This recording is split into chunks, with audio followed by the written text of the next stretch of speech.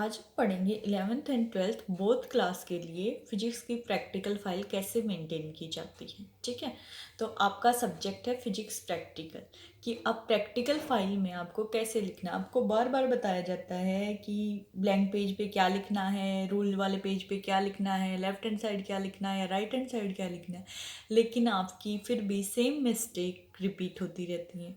आप बार बार पूछते रहते हैं कि किधर क्या लिखना था, कंफ्यूज रहते हैं। ठीक है, तो आपको क्लियरली एक बार बताया जा रहा है।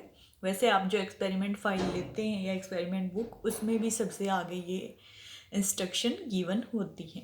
तो हम देखते हैं स्टेप्स फॉर राइटिंग एक्सपेरिमेंट्स। ये 11th और 12th के लिए सेम रहती हैं इंस्ट्रक्शन। ऐसे ही 11th के बच्चों को फाइल मेंटेन करनी होती है, ऐसे ही 12th। तो हम देखेंगे स्टेप। तो हमारे पास सबसे पहले जब हम फाइल ओपन करते हैं, हमारे पास 2 पेजेज होते हैं, एक लेफ्ट हैंड साइड एक right hand side.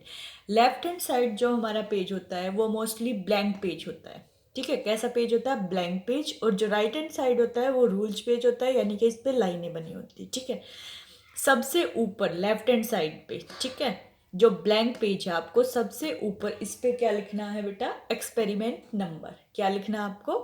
Experiment number. ठीक है, क्या लिखेंगे? Experiment number. उसके बाद आपको जो लेफ्ट हैंड साइड है वो पेंसिल से लिखनी है। ठीक है, वो पूरी की पूरी रीडिंग वाली साइड होती है, जहाँ पे आप अपनी ऑब्जर्वेशन प्रैक्टिकल करने के बाद नोट करते हैं। वो पूरी की पूरी किससे लिखनी होती है? पेंसिल से। तो जो भी ब्लैंक पेज होता है वो आपको किससे लिखना है? पेंसिल से। और जो आपका लाइन वाला पेज होता है उसको किससे लिखना है? पेन से। ठीक है, किससे लिखना है? पेन से। उसके बाद पहले लेफ्ट हैंड साइड बता देती हूँ क्या क्या लिखना है, यानी कि ब्लैंक पेज पे जो जो चीज़ें आपको पेंसिल से लिखनी है। सबसे पहले आपको लिखना एम ऑफ एक्सपेरिमेंट। क्या लिखना? Aim of experiment. इसको आप कई बुक में ऑब्जेक्टिव ऑफ एक्सपेरिमेंट भी देखेंगे। एम और ऑब्जेक्टिव उसकी स्टेटमेंट होती है जो आपका प्रैक्टिकल आपको परफॉर्म करना है। ठीक है, उसके बाद आता है फॉर्मूला यूज्ड। फॉर्मूला यूज में जो भी आपके प्रैक्टिकल में फॉर्मूला यूज हुआ है। ठीक है, अगर फॉर्मूला नहीं है तो नहीं लिखोगे, अगर फॉर्मूला यूज हुआ है तो आप फॉर्मूला यूज्ड लिखोगे। 2-3 लाइन में आप फॉर्मूला लिख देते हैं। ठीक है, नेक्स्ट आप सर्किट और ray diagram with proper naming and sign. ठीक है, अगर इलेक्ट्रॉनिक का प्रैक्टिकल है तो आपका सर्किट डायग्राम बनेगा, अगर ऑप्टिक्स का प्रैक्टिकल है तो आपका रे डायग्राम बनेगा। या फिर आप कोई भी प्रैक्टिकल कर रहे हो, उसमें जो भी डायग्राम हो वो डायग्राम की प्रॉपर नेमिंग होनी चाहिए, और उस पर साइन कन्वेक्शन प्लस माइनस आपको ध्यान से लिखना है। ठीक है, जैसे आप एमीटर का प्लस, वोल्टमीटर का प्लस या माइनस। ठीक है, अगर वो गलत हो रहा है तो आपका पूरा सर्किट डायग्राम गलत हो जाता है। उसके बाद नेक्स्ट आपको करना है ऑब्जर्वेशन।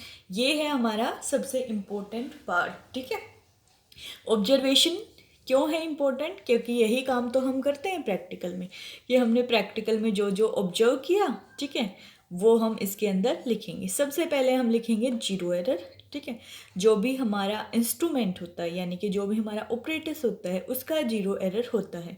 हर प्रैक्टिकल में जीरो एरर नहीं होता, इसलिए आप अपने ऑब्जर्वेशन में heading zero error, range, list count, length, area उन्हीं में डालेंगे अगर वो प्रैक्टिकल में रिक्वायर्ड है। ठीक है, ऐसा नहीं आप सब में हेडिंग डाल दोगे। ठीक है, जैसे 11th क्लास के लिए फॉर एग्जांपल आपके पास स्क्रू गोज होता है, वर्नियर कैलिपर होता है, स्पेरोमीटर होता है, उसकी एक रेंज, लिस्ट काउंट और जीरो एरर बनता है। 12th क्लास के आपका जो इलेक्ट्रॉनिक के प्रैक्टिकल हैं, एमीटर हो गया, वोल्ट मीटर हो गया, गैल्वनोमीटर हो गया। ठीक है, इन सब में आपको किसकी ज़रूरत पड़ती है? जीरो एरर की, रेंज की और लिस्ट काउंट की। ठीक है, लेंथ और एरिया कोई भी वायर या कुछ भी जो आपने लिया है। ठीक है, अगर रिक्वायर्ड है कैलकुलेशन में लेंथ और एरिया तो आप लिखोगे, नहीं रिक्वायर्ड तो नहीं लिखोगे। कई बार लेंथ, एरिया और इसके साथ साथ डायमीटर भी होता है। ठीक है, डायमीटर को आप स्क्रू गोज से लेते हैं, लेंथ को आप सिंपल स्केल की हेल्प से ले सकते हैं। ठीक है, और रेडियस, डायमीटर का हाफ कर दोगे तो रेडियस आ जाएगा। एरिया जैसे अगर सर्कल है तो पाई आर स्क्वायर हो जाएगा, सिलेंड्रिकल है तो उसका फॉर्मूला लगा दोगे, आप फॉर्मूले से एरिया निकाल लेंगे। ठीक है, सबसे इंपॉर्टेंट है जीरो एरर की बात करते हैं। जीरो एरर क्या होता है? जो भी हमारा एक्सपेरिमेंट होता है, अगर उसका फर्स्ट पॉइंट, ठीक है, ठीक से मैच नहीं कर रहा है, ठीक, उसकी नीडल या जो भी अगर 2 पॉइंट दिए हैं वो आपस में मैच नहीं कर रहे हैं, तो इसका मतलब उसके अंदर जीरो एरर है। जनरली जो भी न्यू ऑपरेटर्स हमारे होते हैं उनमें कोई जीरो एरर नहीं होता, तो जीरो एरर की वैल्यू कितनी आ जाती है? जीरो। जो हमारे ओल्ड ऑपरेटर्स हो जाते हैं वो आफ्टर रिपीटेड यूज थोड़े से क्या हो जाते हैं बेटा, डैमेज हो जाते हैं, तो उनमें जीरो एरर आ जाता है। ठीक है। नेक्स्ट है रेंज। रेंज का मतलब क्या है, जो भी आपने ऑपरेटर्स लिया उसका पूरा रेंज क्या है। जैसे एमीटर होते हैं, वोल्ट मीटर आपके पास 3 वोल्ट के, 500 वोल्ट के, ऐसे ही, या 3 एम्पियर के, 1 एम्पियर के, या फिर 500 माइक्रो एम्पियर के। ठीक है, डिपेंड करता है कौन से एक्सपेरिमेंट में कौन सा यूज है, तो रेंज सबकी अलग हो जाएगी। जिस एक्सपेरिमेंट में जो ऑपरेटर्स यूज किया उसी की रेंज लिखनी है और उसी का लिस्ट काउंट लिखना है। लिस्ट काउंट कैसे निकालते हैं, लिस्ट काउंट का मतलब होता है सबसे छोटी वैल्यू। ठीक है, minimum value on that scale is known as least count. तो लिस्ट काउंट आप कहाँ से निकालोगे, जो भी आपका फर्स्ट पोर्शन होगा रेंज में, ठीक है, उसके अंदर आप 0 से 10 तक काउंट कर लेंगे। फर्स्ट जो भी होता है आपका पार्ट, उसमें 10 डिजिट होते हैं, तो जितना भी लिखा होगा, ठीक है, जैसे 2 लिखा है, 4 लिखा है, या 0.5 लिखा है, जो भी वैल्यू उस पर लिखी होगी उसको 10 से डिवाइड कर दो, आपके पास क्या आ जाएगा, लिस्ट काउंट। ठीक है, हर एक्सपेरिमेंट में आपको अलग अलग बता दिया जाएगा इस एक्सपेरिमेंट का लिस्ट काउंट कैसे निकालना है, इस ऑपरेटर्स का। ठीक है, जो आपको प्रैक्टिकल करवाए जाएंगे तो साथ के साथ बता दिया जाएगा। लेंथ, जैसे आपने कोई भी वायर यूज की है तो उसकी लेंथ निकाल लेंगे और उसका एरिया। नेक्स्ट आता है बेटा ऑब्जर्वेशन टेबल। ठीक है, आप हेडिंग लिखेंगे ऑब्जर्वेशन टेबल, टेबल बनाएंगे प्रॉपर, आप उसमें नाम लिखेंगे, इधर आ जाएगा सीरियल नंबर, और जो भी वैल्यू ऑब्जर्व करोगे टेबल के अंदर डाल देंगे। उसके बाद आपका इंपॉर्टेंट पार्ट है कैलकुलेशन। जो ऑब्जर्वेशन टेबल की रीडिंग आई उनको आप क्या करोगे, कैलकुलेट करेंगे। किस पार्ट में, कैलकुलेशन में। फिर कैलकुलेशन की हेल्प से हम क्या बनाएंगे, ग्राफ। ग्राफ हर प्रैक्टिकल में नहीं होता है, तो जिस प्रैक्टिकल में होगा उसमें हम ग्राफ बनाएंगे। ग्राफ हम ग्राफ पेपर पे ही बनाएंगे और कैलकुलेशन के बिल्कुल सामने चिपकाना है ग्राफ। ग्राफ आपको स्टेपल करना है, चिपकाना नहीं है। ठीक है, आप ग्राफ को स्टेपल कर दोगे राइट हैंड साइड और कैलकुलेशन के जस्ट सामने। ये नहीं आपने ग्राफ पहले बना दिया और कैलकुलेशन बाद में कर रहे हैं।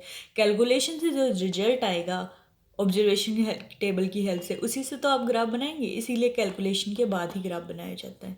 फिर नेक्स्ट है परसेंटेज एरर। परसेंटेज एरर सब प्रैक्टिकल में नहीं निकलता है, लेकिन मोस्टली में निकलता है। अगर किसी भी जो भी आप निकाल रहे हो, जैसे अननोन रेजिस्टेंस निकाल रहे हैं या कोई भी एक्सपेरिमेंट कर रहे हैं, अगर उसकी स्टैंडर्ड वैल्यू नोन है तो आप उसमें परसेंटेज एरर निकालेंगे, अदरवाइज नहीं निकालेंगे। ठीक है, परसेंटेज एरर का फॉर्मूला होता है, हर एक्सपेरिमेंट में आपको बता दिया जाएगा। और नेक्स्ट और लास्ट और मोस्ट इंपॉर्टेंट स्टेप क्या है मेरे पास, रिजल्ट। ठीक है, हम जो भी एक्सपेरिमेंट कर रहे होते हैं वो किसके लिए कर रहे हैं, रिजल्ट के लिए ही तो कर रहे हैं कि हमें रिजल्ट चाहिए। कोई भी एक्सपेरिमेंट परफॉर्म किया तो सबसे इंपॉर्टेंट उसका क्या है, रिजल्ट। तो लास्ट में हम क्या लिखेंगे, रिजल्ट। रिजल्ट बहुत ही केयरफुली लिखना है, क्योंकि रिजल्ट आपका पूरे प्रैक्टिकल की मेहनत किस पे डिपेंड करती है, रिजल्ट आपका कितना है। ठीक है, और अगर आपका percentage error in general 3 to 4% ही होता है, इससे ज़्यादा परसेंटेज एरर आपका आ रहा है, तो इसका मतलब है कि आपकी कैलकुलेशन मिस्टेक हुई है या फिर ऑब्जर्वेशन रीडिंग लेने में मिस्टेक हुई है। मैक्सिमम परसेंटेज एरर 3 to 4 या फिर 5% ही होता है, इससे ज़्यादा नहीं होता। ठीक है, अब हम देखेंगे बेटा राइट हैंड साइड क्या लिखना है। ठीक है, राइट हैंड साइड और लेफ्ट हैंड साइड साथ में चलती है, ऐसा नहीं है पहले लेफ्ट हैंड साइड पूरी करोगे फिर राइट हैंड साइड, साथ साथ चलते हैं दोनों पेज। ठीक है, राइट हैंड साइड आप क्या लिखोगे, रूल वाली लाइन, यानी कि लाइन बनी होती है। ठीक है, उस पर आपको पेन से लिखना है। किससे लिखना है, पेन से। सबसे ऊपर उसमें date, experiment number, page number लिखा हुआ होता है ऊपर, आपको वो फिल करना है। एक्सपेरिमेंट नंबर ध्यान से लिखना है आपको, सबसे इंपॉर्टेंट एक्सपेरिमेंट नंबर ही है। उसके बाद आपको aim of experiment. Aim of experiment आपको दोनों साइड लिखना है, ब्लैंक पेज पे भी आपने लिखा था और लाइन वाली पेज पे भी आपको एम ऑफ एक्सपेरिमेंट लिखना है। ऑब्जेक्टिव ऑफ एक्सपेरिमेंट बोलो या फिर एम ऑफ एक्सपेरिमेंट, एक ही बात है। नेक्स्ट स्टेप है सबसे इंपॉर्टेंट, इसमें क्या है, ऑपरेटर्स रिक्वायर्ड। ठीक है, ऑपरेटर्स या फिर मटेरियल रिक्वायर्ड। मटेरियल आप जनरली बायो या केमिस्ट्री में ज़्यादातर सुटेबल वर्ड हैं। ठीक है, फिजिक्स में आप इंस्ट्रूमेंट यूज करते हैं तो ऑपरेटर्स ज़्यादा अप्रोप्रिएट रहता है, लेकिन एक ही बात है। ठीक है, ऑपरेटर्स रिक्वायर्ड, जो जो आपने प्रैक्टिकल में सामान यूज किया, जो जो चीज़ें यूज की, वो किसके अंदर आ जाएंगी, ऑपरेटर्स रिक्वायर्ड। इसके अंदर उस एक्सपेरिमेंट में जितना भी आपने ऑब्जेक्ट या जितना भी सामान यूज किया उन सब के नाम आ जाएंगे। नेक्स्ट है बेटा theory and working formula. Only 2-4 lines में लिखना है, ऐसा नहीं है थ्योरी लिखने बैठ जाओगे आप। थ्योरी में आपको 2 से 4 लाइनें ही लिखने हैं। वर्किंग फॉर्मूले में वही आ जाएगा जो फॉर्मूला यूज आपने लिखा था। ठीक है, नेक्स्ट स्टेप आपका प्रोसीजर। प्रोसीजर आपको स्टेप वाइज लिखना है, ठीक है। प्रोसीजर आपको आना चाहिए, इसको रटना नहीं है, प्रोसीजर को आपको समझना होता है। अगर आप प्रैक्टिकल करते हैं तो आपको ऑटोमेटिकली प्रोसीजर याद हो जाता है, ठीक है। जब भी आपसे फाइनल में एग्जाम में प्रैक्टिकल आता है तो उस पर आपको सिर्फ प्रोसीजर को छोड़ के बाकी सारी चीज़ें लिखनी होती है। प्रोसीजर क्यों नहीं लिखते? क्योंकि वो आप परफॉर्म करके दिखाते हैं, ठीक है, कि प्रैक्टिकल आपने कैसे किया। अब प्रोसीजर जब आप फेयर कॉपी में प्रैक्टिकल लिखते हैं तो प्रोसीजर आपको लिखना है कि अगर आपकी कैलकुलेशन उसमें बहुत ज़्यादा है, ब्लैंक पेज ज़्यादा फिल हो रहे हैं, तो आप प्रोसीजर को थोड़ा सा खुला खुला लिख देंगे, ठीक है। और अगर आपका कैलकुलेशन कम है तो आप प्रोसीजर को थोड़ा सा जल्दी जल्दी लिख देंगे, ठीक है। आपको अपनी फाइल ऐसे मेंटेन करनी है कि लेफ्ट और right hand side same page चले, ठीक है। एक आधे में एक कम ज़्यादा हो जाए तो कोई प्रॉब्लम नहीं है, बट कोशिश करो कि दोनों में सेम रहे। नेक्स्ट है आपका रिजल्ट, ठीक है। रिजल्ट आपका जो भी प्रैक्टिकल से आया, एक्सपेरिमेंट से आया, आपने लेफ्ट हैंड साइड लास्ट में क्या निकाला था, रिजल्ट, वही आप क्या लिख दोगे, रिजल्ट। रिजल्ट भी जनरली 2-3 लाइन्स के अंदर कंप्लीट हो जाता है। नेक्स्ट है आपका प्रिकॉशंस, ठीक है। प्रिकॉशंस 3 से 4 लाइनें लिखोगे, आपने प्रैक्टिकल करते टाइम क्या क्या प्रिकॉशंस ली हैं जिनकी वजह से आपका एक्सपेरिमेंट अच्छे से हुआ, आपकी रीडिंग अच्छे से ऑब्जर्व हुई, ठीक है। उसके बाद है सोर्सेज ऑफ एरर, ये भी आपको 3-4 लिखनी है। सोर्सेज ऑफ एरर का मतलब किस किस वजह से आपके प्रैक्टिकल में एरर आ सकता है, ठीक है। तो प्रिकॉशन और सोर्सेज ऑफ एरर भी इम्पोर्टेंट होते हैं। जब आपका फाइनल प्रैक्टिकल आता है एग्जाम पेपर में, आपको प्रिकॉशन और सोर्सेज ऑफ एरर लिखने होते हैं।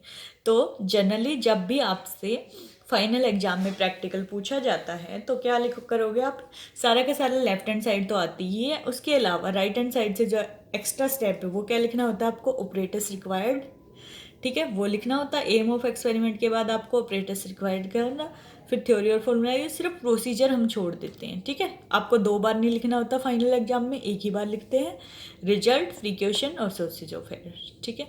आपको क्लियर हो गया होगा फाइल में कैसे लिखना है और एग्जाम में कैसे लिखना है।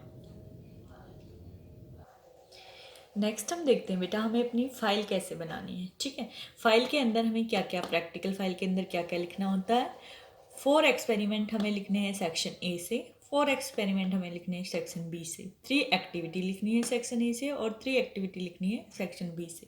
तो टोटल 8 एक्सपेरिमेंट का रिकॉर्ड हो गया आपके पास और 6 एक्टिविटीज का, ठीक है। ये सिर्फ आपके पास इस साल के लिए है कि आपका सिलेबस रिड्यूस हो गया, इसलिए आपको 8 एक्सपेरिमेंट और 6 एक्टिविटीज करनी है। बाकी साल आपको 15 एक्सपेरिमेंट करने होते थे और 6 या 5 एक्टिविटी करनी होती थी, ठीक है। तो आपको इस साल कितने एक्सपेरिमेंट करने हैं, सिर्फ दोनों के मिला के 8 एक्सपेरिमेंट और 6 एक्टिविटीज। कौन से एक्सपेरिमेंट करने हैं और कौन सी एक्टिविटी, ये आपको भेज दिया गया है कि आपको ये एक्सपेरिमेंट जो जो करवाई गई हैं और जो जो एक्टिविटी आपको डेमोन्स्ट्रेट कर दी गई है वो आपको करनी है। नेक्स्ट हम देखते हैं कि जो हमारा प्रैक्टिकल एग्जाम होगा उसमें आपको कैसे मार्क्स मिलेंगे, किस किस चीज़ के कितने मार्क्स डिस्ट्रीब्यूशन होता है, आपकी इवैल्यूएशन की स्कीम क्या है, ठीक है। और प्रैक्टिकल एग्जाम कितने टाइम का होता है। आपका जो प्रैक्टिकल एग्जाम होता है वो 3 आवर्स का होता है और 30 मार्क्स का होता है। यह आपका स्कूल में ही होता है। इंटरनल यानी कि जो टीचर आपको फिजिक्स पढ़ाती है वो भी होगी, आपके पास फिजिक्स का एक्सटर्नल भी आएगा बाहर के स्कूल से टीचर, और एक ऑब्जर्वर, वो भी बाहर के स्कूल से कोई टीचर होता है। तो आपको फाइनल प्रैक्टिकल एग्जाम में 2 प्रैक्टिकल अलॉट कर दिए जाते हैं जो आपको करने होते हैं। एक प्रैक्टिकल मिलता है आपको सेक्शन ए से, एक प्रैक्टिकल मिलता है आपको सेक्शन बी से, ठीक है। तो दोनों के मार्क्स फिक्स होते हैं, इनमें कोई चॉइस नहीं होती। 8-8 मार्क्स होते हैं, यानी कि 16 नंबर के आपके एक्सपेरिमेंट होंगे। और ये एक्सपेरिमेंट आपको जो भी टोटल 8 एक्सपेरिमेंट आपको करवाई हैं, 4 ए सेक्शन के, 4 बी सेक्शन के, उनमें से आपके ऊपर कोई भी आ सकता है। ये रैंडम डिस्ट्रीब्यूशन होता है हमेशा। तो आपको एक एक्सपेरिमेंट ए सेक्शन से, एक बी से, लेकिन आपको पूरे 8 के 8 एक्सपेरिमेंट आने चाहिए। और जो आपने प्रैक्टिकल फाइल बनाई है वो आपका रिकॉर्ड काउंट होता है, उसमें आपके होते हैं 7 मार्क्स, ठीक है। जो भी आप फाइल बनाओगे उसके 7 मार्क्स, वो फाइल स्कूल में सबमिट कर ली जाती है। और 7 मार्क्स होते हैं आपके वाइवा और वाइवा ऑन एक्सपेरिमेंट और एक्टिविटी, जो भी आपको एक्सपेरिमेंट और एक्टिविटी करवाई गई है उन्हीं में से आपसे एग्जामिनर क्वेश्चन पूछता है, उसे ही हम वाइवा बोलते हैं। और आपके फिजिक्स से रिलेटेड भी, सिलेबस से रिलेटेड भी क्वेश्चन पूछ लिया जाता है, लेकिन ज़्यादातर आपसे एक्सपेरिमेंट और एक्टिविटीज से रिलेटेड ही क्वेश्चन पूछा जाता है। तो 7 मार्क्स वो, तो टोटल आपके हो गए 30 मार्क्स। ठीक है। बाकी पहले साल जब आपका सिलेबस रिड्यूस नहीं हुआ था तो प्रैक्टिकल रिकॉर्ड आपका 6 मार्क्स का होता था, वाइवा 5 मार्क्स का होता था, और 3 मार्क्स आपके होते थे प्रोजेक्ट के। इस साल आपके सिलेबस में प्रोजेक्ट फिजिक्स का नहीं है। तो आपको ध्यान से अपनी प्रैक्टिकल फाइल बनानी है, ध्यान से सारे प्रैक्टिकल सीखने हैं, और साथ के साथ आपको वाइवा भी करना है। वाइवा आपका कुछ अलग नहीं होता, अगर आपको पता है क्या ऑपरेटर्स यूज हुए, उनका क्या पर्पज है, प्रोसीजर क्या है, कैसे हमने एक्सपेरिमेंट किया, कैसे कैलकुलेशन की, तो आपको ऑटोमेटिकली सारे क्वेश्चन आते होते हैं। तो बेस्ट ऑफ लक बेटा, सभी कोविड टाइम में अपना ध्यान रखें, केयरफुल रहें।